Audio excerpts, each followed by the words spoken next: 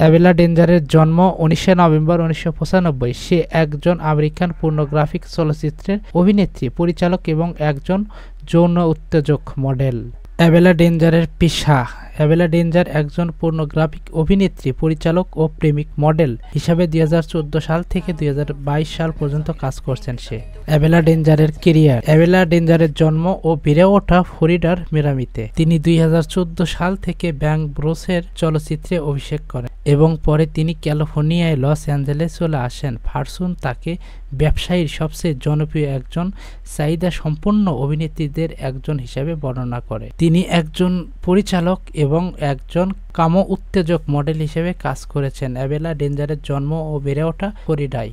2019 সালে অ্যাবেলা danger her and him এই সিনেমায় অভিনয় করেছিলেন, যেটা হলিউডের মূলধারায় অভিনেত্রী বেলা স্থনের পরিচালনায় প্রথম পর্ন চলচ্চিত্র। সেই চলচ্চিত্রটি পূর্ণ হাফ দ্বারা করা হয়েছিল এবং অ্যাবেলা ডেঞ্জারের এই চলচ্চিত্রটি দ্বিতীয় নাম্বার ছিল।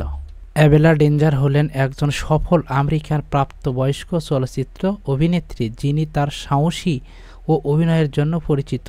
অ্যাবেলা ডেঞ্জারের আনুমানিক মোট সম্পদের পরিমাণ প্রায় এখন $3 মিলিয়ন। অ্যাবেলা ডেঞ্জারের ক্যারিয়ারের উল্লেখযোগ্য দিক।